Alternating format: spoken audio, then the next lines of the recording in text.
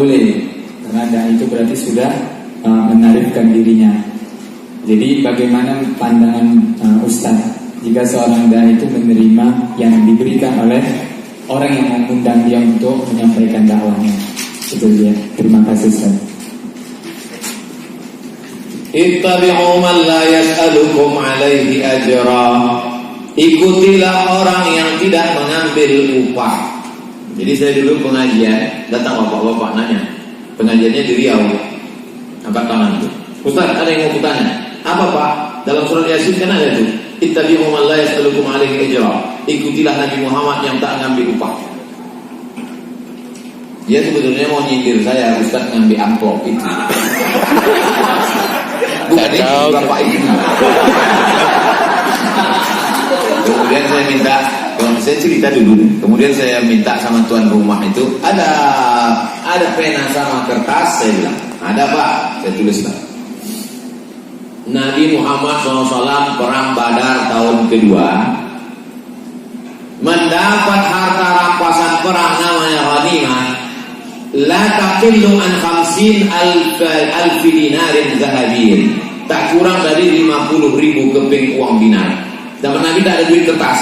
Zaman Nabi itu uangnya di dinar. Uang dinar itu satu keping beratnya 4,25 gram. 4,25 gram emas itu kalau sekarang 4 juta sekian. Karena 1 gram sekarang sudah 1 juta sekian. Tapi karena kita udah lama kenal, harga lama aja lah 2 juta ya. 50.000 keping kali 2 juta. Kalau di total sekarang rupiah berapa dapat Nabi waktu perang Badar tahun kedua itu? 50.000 keping kali 4,25 gram kita hargai 2 juta, 100 miliar. 100 miliar itu berapa persen untuk Nabi? Wa'lamu annama ghanimtum min syai'in fa inna lillahi khumusahu. Nabi Muhammad mendapat jatah rampasan perang khumus 5, khumus 1/5, 20%. 20 miliar dari perang Badar. Tapi duit itu habis. Ada rumah Nabi besar di kota Madinah? Tak ada. Ada kursinya dari emas gelang Aisyah? Tak ada. Nabi tak ada meninggalkan apa-apa. Habis duit itu. Oleh sebab itu yang tak boleh itu adalah Imam Masjidil Haram, Imam Masjid Nabawi digaji. Dari mana? Di Baitul Mal. Baitul Mal itu sudah ada sejak zaman Nabi. Untuk menyembah Allah namanya Baitullah, masjid. Untuk gaji imam, gaji khatib, gaji guru agama diambil dari Baitul Mal. Bait rumah, mal harta. Baitul Mal itu diambil dari 7: zakat, wakaf, infak, sedekah, wasiat, hibah, ghanimah. Zakat, wakaf, infak, sedekah, wasiat, hibah, ghanimah. Ditumpuk di Baitul Mal untuk menggaji itu. Bisa tak Pak Ustaz kalau kita khotib Jumat sama penceramah di Medan, di Sumatera Utara, tak usah lagi dikasih honor? Bisa. Kalau begitu dibuat satu pintu. Semua orang Islam zakatnya potong atas, diserahkan ke Baitul Mal. Buat Baitul Mal Sumatera Utara. Di Baitul Mal itulah semua digabungkan, zakat, wakaf, infak, sedekah, wasiat, hibah. Ghanimah tak ada lagi karena kita tak perang. Lalu digaji secara pokok. Bisa. Yang tak boleh itu kita mematok. Kalau kalian mau mengundang aku, kirim DP, kirim tiket pesawat, mesti duduk di sini.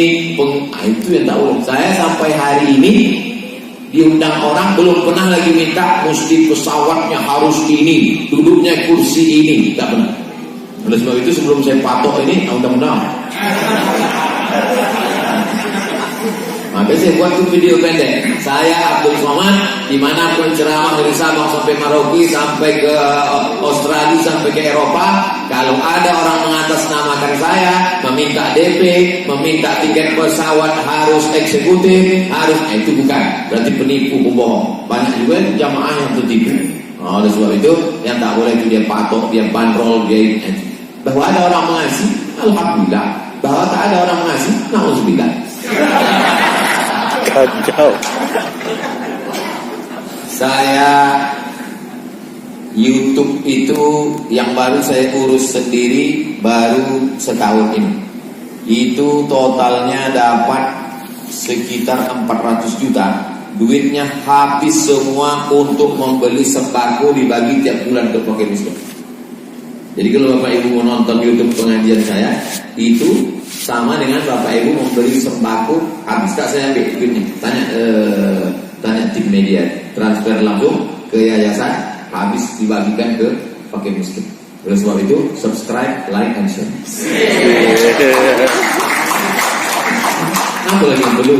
Tak perlu saya rumah besar, tak perlu ada mobil mewah, tak perlu. Pakaian cukup lah. Ini baju dikasih orang, silakan aja. Wallahu a'lam. Baik. Baik, pertanyaan kedua, silakan yang boleh sudah. Kita batasi sampai 5. Ini yang kedua. Nanti kalau ibu 1. Ya, nanti bapak sabar ya pak. Tolong sabar insyaallah lebar sebutan pak. Assalamualaikum. Waalaikumsalam warahmatullahi wabarakatuh. Waalaikumsalam. Kami advokat di sini sangat senang untuk hadir memberikan usia. Pertanyaan saya, menghadapi akhir zaman, tentunya kita umat Islam punya banyak PR. Begitu banyak yang membenci kita, begitu banyak musuh yang menyerang kita.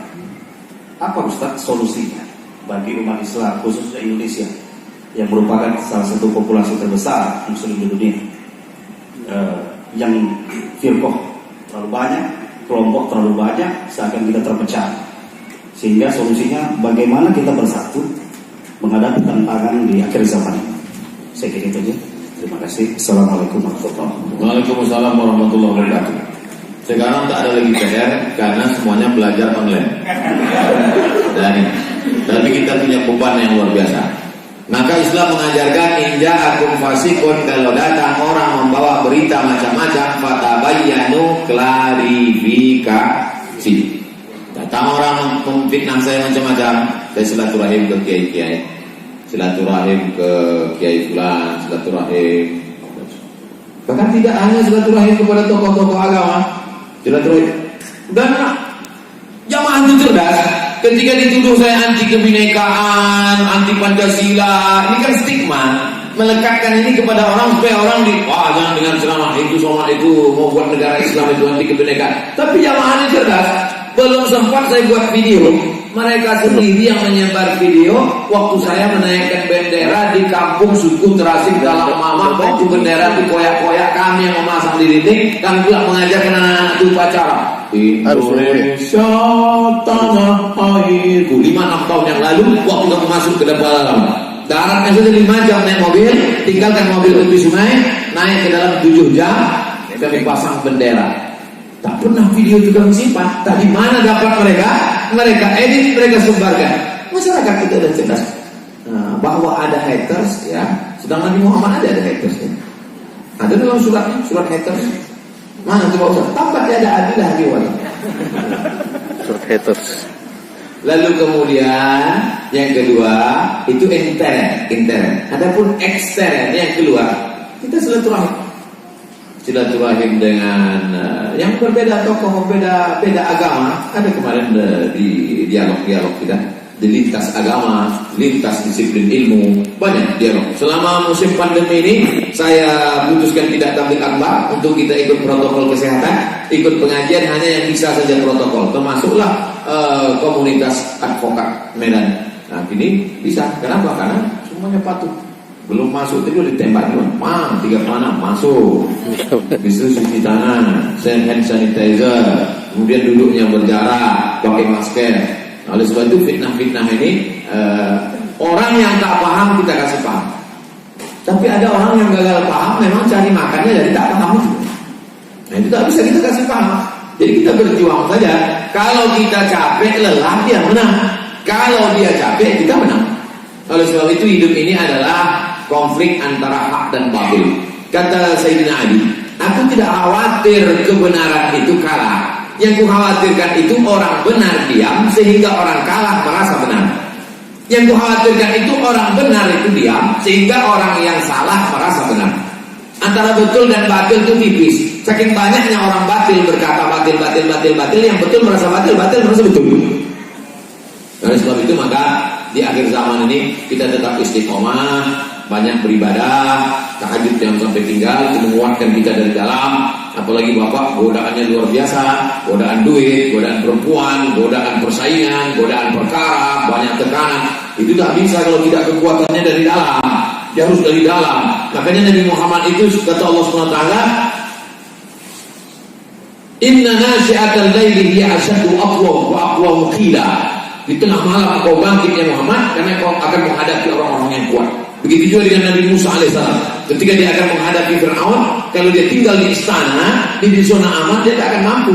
Maka dikeluarkan dia dulu dari istana, dibuat dia mengembala kambing Suhaib sampai samanya hidup 8 tahun. Setelah mentalnya kuat, baru dia bisa berhadapan. Oleh sebab itu, kuatkan diri kita dengan banyak-banyak beribadah. Zikir jangan sampai putus. Banyak-banyak selawat. Allahumma shalli ala sayyidina Muhammad wa ala ali sayyidina Muhammad. Allahumma shalli ala sayyidina Muhammad wa ala ali sayyidina Muhammad. Inna a'tainakal kautsar. Sudah berikan kepada kau nikmat yang besar. Fashalli, jangan tinggalkan salat.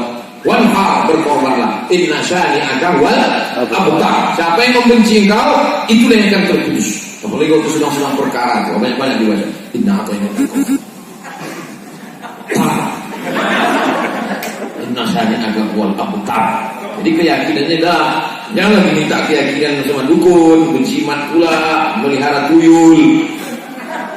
Selalu sampai pengacara bawa tuyul ke pengadilan. Nah, bawa tuyul, rumahnya dia ke Begu Gajang. Cukup pendek gitu ya. Oleh sebab itu keyakinan kekuatan itu dari dalam.